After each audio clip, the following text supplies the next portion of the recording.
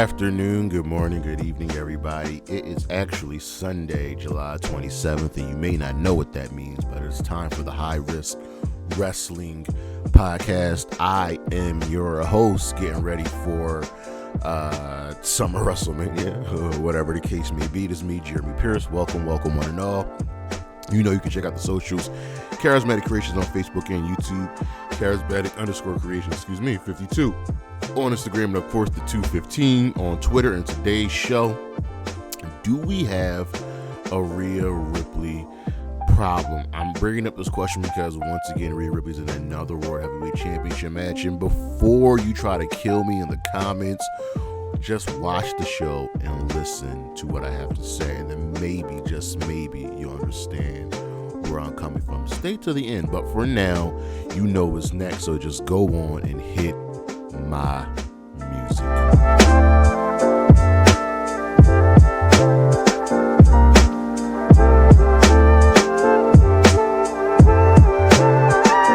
Alright, this list is very, very simple. These are Rhea Ripley's 5 best opponents throughout her WWE career. So number 5, Raquel Rodriguez, aka Raquel Gonzalez. These two go all the way back to NXT.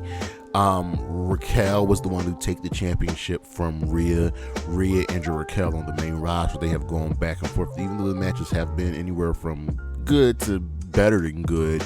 She has been a thorn in Rhea Ripley's side, can match her power for power. It's always great seeing Rhea fight someone that can match her in the strength. Speaking of matching her in strength, number 4, Piper Niven. Even though they haven't really interacted a lot on the main roster, we're going back to their days in NXT UK, where they put on some bangers and some wars. Piper Niven really made a name for herself in NXT UK, and it sucks that she never really won the NXT UK Women's Championship, but her and Rhea Ripley were able to show truly what women's wrestling can be. When you look different, you're built different, you can act different. Number 3, Charlotte Flair. These two have fought 2 or 3 times, and the matches have always been great, with Rhea Ripley getting the better of Charlotte in their last encounter.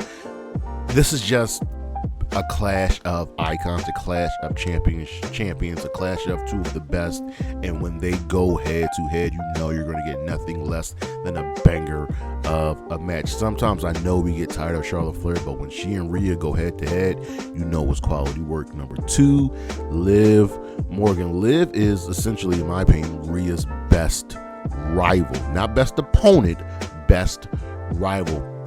Man, going all the way to the days of the Judgment Day. Remember, even before that, they were actually tag team champions. People forget that. Well, I don't think they were champions. Sorry, they were champions. They were partners. So they have history together as friends, as enemies, and going through the Judgment Day, they have been a thorn in each other's sides. I think they are really destined to do this forever. But number 1, you know who number 1 is, Io Sky. Shockingly, get this, ladies and gentlemen, Rhea Ripley has never defeated Io. Io, in my opinion, is the best wrestler on the planet. She's just that good, and one day Rhea Ripley will get over that hump of not being able to defeat Io. It drives her, it moves her forward, because when she finally does beat Io, well, if she finally beats Io, it will be a joyous celebration for her. They already have an immense amount of respect for each other, and like I said with Liv Morgan, these two are destined to do it forever.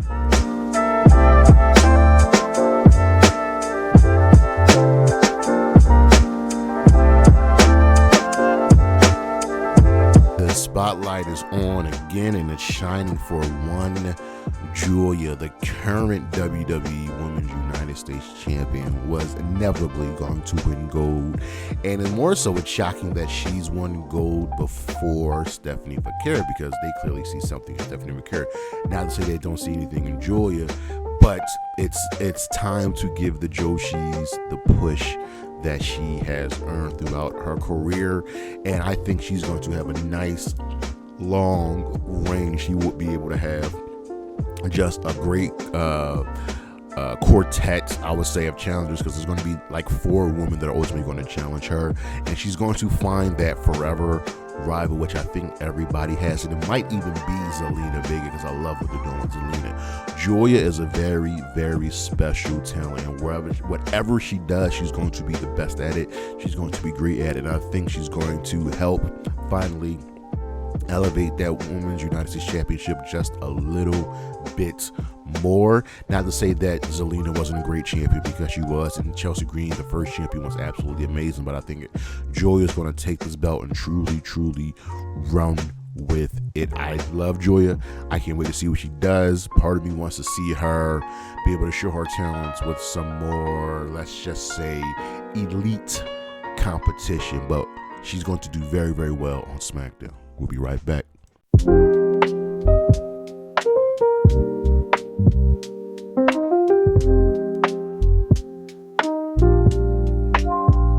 All right, so look, I love Rhea Ripley. I am a Rhea Ripley fan. I adore this woman. She is awesome. But we have to ask ourselves, do we have a Rhea Ripley problem? We've asked ourselves this question before about other people like Alexa Bliss and Charlotte Flair and Bianca Belair. And here's the thing.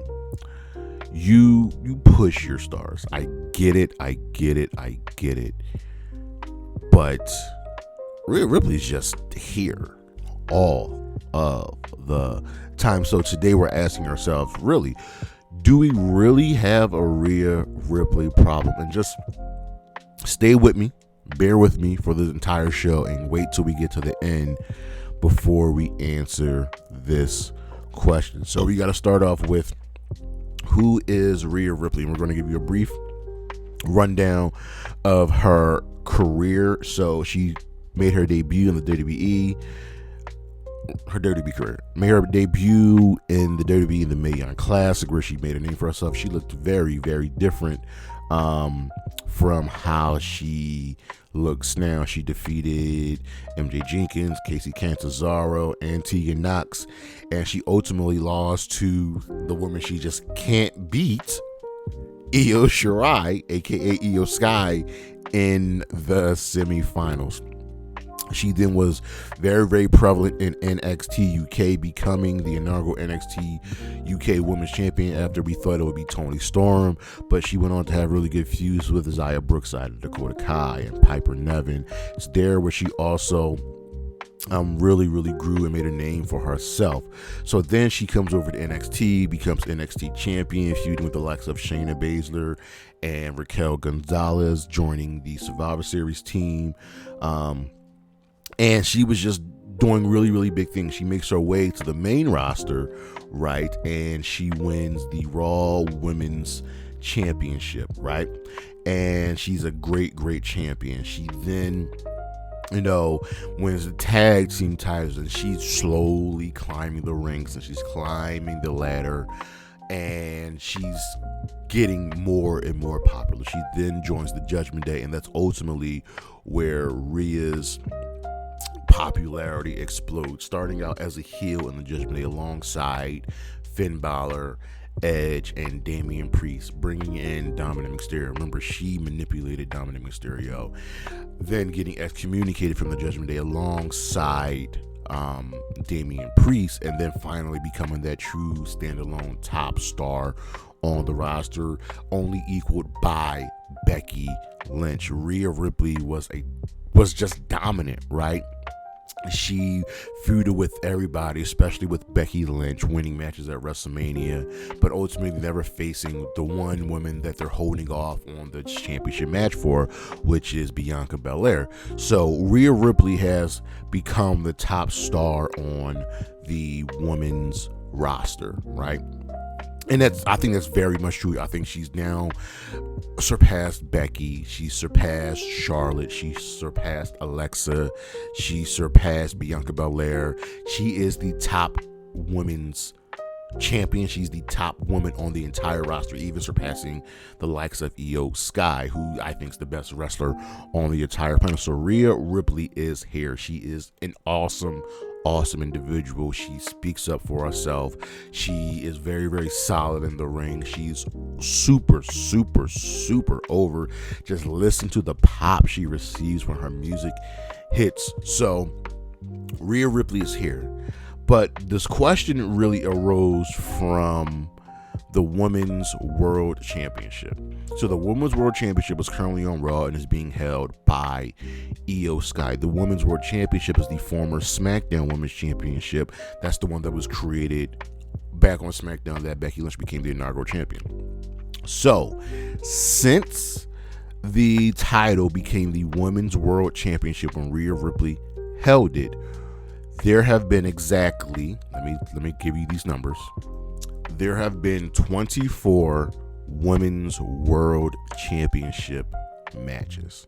And out of those 24 matches where the title was on the line, Rhea Ripley has either been champion in or fought for the title 19 times. She's missed 5 matches, and part of that was due to injury. So let that sink in now. In 2023, she was the champion, so that ultimately makes sense. In 2024, she was champion for about a third of the year, getting hurt, having to vacate the championship, which then got Liv Morgan to get the title. So that those 5 times she was out, she was hurt, and Liv was champion. But in 2025, she's been in every single Women's World Championship match, and in 2024 she was in the majority. She was in like half of them. So I'm asking, do we have a Rhea Ripley problem? That's where this question came about, because once again she's now in another World Championship match where she just got one against Io Sky. Now she's in the new one with Io Sky and Naomi, who's the current Women's World Champion. And here's the thing. Remember that list? She can't beat Io Sky.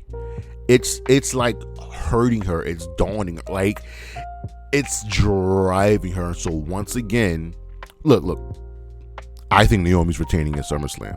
Okay, I even think Naomi's probably going to end up defeating Stephanie Vaquer, who gets the championship match at Clash in Paris. Because I just don't think you should end Naomi's reign this early. I do think they made a mistake in not having Naomi stay on SmackDown so she can take the title inevitably from Jade, but whatever, I digress.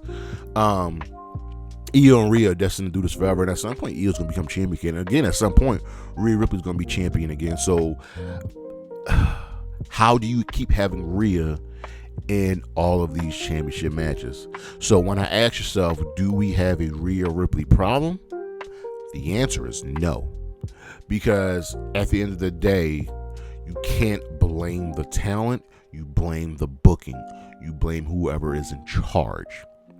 See, that's the thing. And going back to when Vince McMahon was in charge, they have a hard time making stars. We got tired of the 50-50 booking because you can't make a star. And they made a star in Rhea Ripley.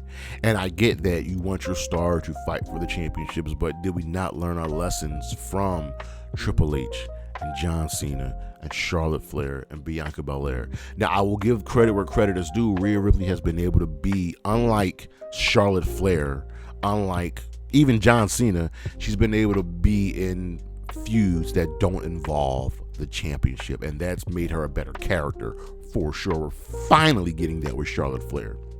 So Rhea Ripley isn't the problem.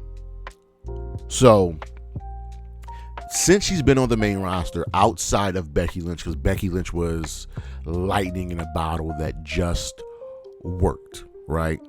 Liv Morgan and Bianca Belair have been truly the only new stars made. And look, I'm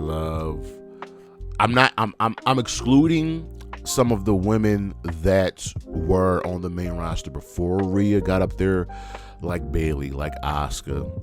And we're going to talk about a few others like Charlotte, like Alexa. But during Rhea's time, Liv and Bianca have been the only stars truly made. Jade is getting up there, but it's never shocking to see Liv and Bianca in main events, right? Naomi is a lifer. She's been there for a long time, and now she's getting her second win, and she's doing the best work of her career. Liv Morgan, for the last 2 years, in my opinion, has been the most important woman in all of WWE. She has been a house of fire, and Bianca's been, dealing with the Naomi Jade stuff, helping to make Jade a star. So you see where things fall. Now, look, they are very much trying with Stephanie Vaquer and Lyra Valkyrie. They really clearly see something in Stephanie Vaquer. She did not spend a long time in NXT. She is super, super over. She's getting there. And after failing in the beginning with Lyra Valkyrie and her start and stop pushes, this feud with Bayley and Becky has helped elevate her. It's opened her up more. She feels more comfortable. She's putting on great matches. And I attribute that to not only her, but also being placed with Becky and Bayley, two of the best in the business who can get the best out of you. So they're trying with Stephanie, they're trying with Lyra, and they're working. But on the other token, they completely failed with Shayna Baszler and Kairi Sane. So Shayna Baszler is no longer the company. It's criminal that Shayna Baszler never won a world championship on the main roster. It's criminal. It's criminal that Kairi Sane, one of the best women's wrestlers on the planet, has not won a world championship on the main roster. These two had a great feud and rivalry over the NXT Women's Championship, going to their days fighting in the Mae Young Classic. Kairi and Shayna are two of the best in the ring. Shayna's not even a company anymore as a wrestler. She's now working as a producer at NXT. And Kairi looks like she's destined to be in a tag team or no more than a mid-card champion. I don't think Kairi's ever going to win a world title on the main roster unless they put the Money in the Bank briefcase on her. So you've already failed two of your best who have unique looks, and the fans were behind. So you already failed them. Now you have Naomi holding it down because this heel turn has worked wonders for her. She has been great, and now she's your world champion. And I think it was a little bit of a mistake. Moving her from SmackDown, but we see it's working out for her. So Naomi's proceed with caution.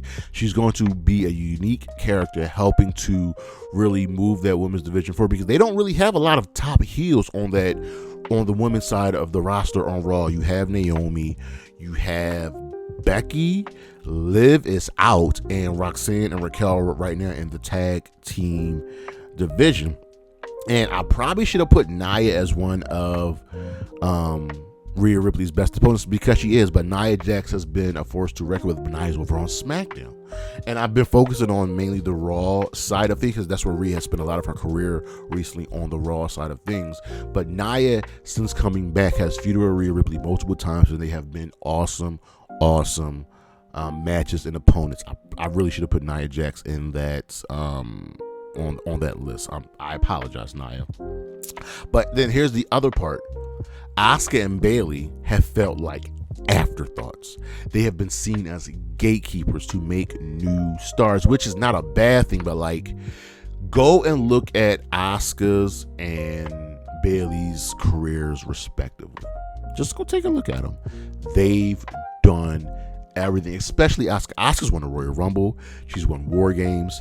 She's won TLC. She's been the sole survivor. She's done everything, and she might be the most decorated woman out of all the WWE, and she feels like an afterthought time and again. She's main evented pay-per-views. She's been in WrestleMania title matches, and yet she feels like an afterthought. And the same thing is with Bayley. I love Bayley. She's my favorite women's wrestler in the WWE. Bayley needs. I don't want to say she doesn't do this, but I think Bayley should just speak up more and advocate for herself more. Bayley is so respected in this industry and in this business that she starts to fall into that Bryan Danielson category of putting on the great match and helping put other people over and helping to make stars, which is great. But Bayley has done everything, and now she's once again in limbo. She's once again left off a major pay-per-view, and she's one of the top women you have. And I would not be shocked to see that in a year's time, to hear that Davina Rose is all elite. And they've been relying too much on Becky Lynch. Becky is a star, plain and simple. She's taken time off and immediately is back at the top because Becky Lynch is just that good. She is the man. And now they're using Becky Lynch to help make Lyra Valkyria a star, and it is working. But you cannot keep relying on Becky Lynch to keep making stars. She's doing it with Lyra. She did it with Bianca. She did it with Liv. She did it with Rhea. Bianca and all those people owe a lot of their careers to Becky Lynch because of just how good Becky Lynch has been putting these women over. But you can't keep relying on Becky. And will they pull the trigger on Roxanne Perez? She's the prodigy. She's called the prodigy for a reason. She is that good. But right now she is in a tag team, and she carried NXT more than Mello, more than Braun, more than Trick, more than Oba, more than everybody. Roxanne Perez was NXT, and yes, I am loving where they're going with her and Raquel and Liv Morgan in the Judgment Day. It's going to be a beautiful, beautiful storyline. But will they ultimately pull the trigger on her, making her a face, or even making Liv a face? So what will they do? So when we bring it all back, you've only made a star out of Liv and Bianca. You're trying right now with Stephanie Vaquera and Lyra Valkyria. You already failed Shayna and Kyrie. Naomi's holding it down. Nia Jax is over on SmackDown. Asuka and Bayley feel like afterthoughts. You're relying too much on Becky Lynch, and will you pull the trigger on Roxanne Perez? So when we go back to the question, do we have a Rhea Ripley problem? The answer is no. Rhea Ripley isn't the problem. It's a problem of their own making from those in charge. Be better at making stars. Be better in your booking. You let go of Isla Dawn. Candice LeRae is still here. You're not doing anything. You failed Indy Hartwell. You broke up Jakara Jackson and Lash Legend. Jordan Grace is doing what in NXT because she's eventually got to come to the main roster. You have other women on the main roster. You got B-Fab, and you've got Meech, and you've got Chelsea, who should be a world champion at this point. Like, you have all these women, and yet you keep going back to the same thing. And you've got to be better in your booking. Your roster is too big and too good to keep doing the same thing over and over and over again. And will it get better? I think it will get better, because at some point you've got to see the forest you got to see the trees in the forest and be like, okay, we've got to start making stars.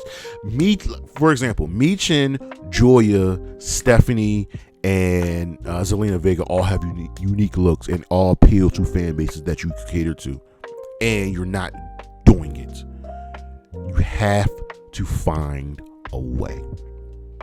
But that is our show, ladies and gentlemen. Thank you for listening. Thank you for watching. Listen, I apologize. I have been sorely lacking on other content, and I'm sorry for that. There should be more stuff on TikTok. There should be more stuff on YouTube. There should be more stuff on Instagram, and I have to be better with it. I have to be more consistent, and I'm sorry, and I'm trying. I apologize. I will be better. But thank you for listening. Thank you for watching. I greatly, greatly appreciate it. Help grow with me. Tell me what you guys want. Look on the screen what we got coming up. Next month is a big month because we have a lot of things going. We have SummerSlam, and we have, I believe, Forbidden Door going down. Check out the socials, Charismatic Creations on Facebook and YouTube, Charismatic_Creations52 on Instagram, and of course the 215 on Twitter. And as always, Chris Statlander, Willow Nightingale, Anna J, Dawn, Priscilla Kelly, and Bailey. Holla at your boy. Peace.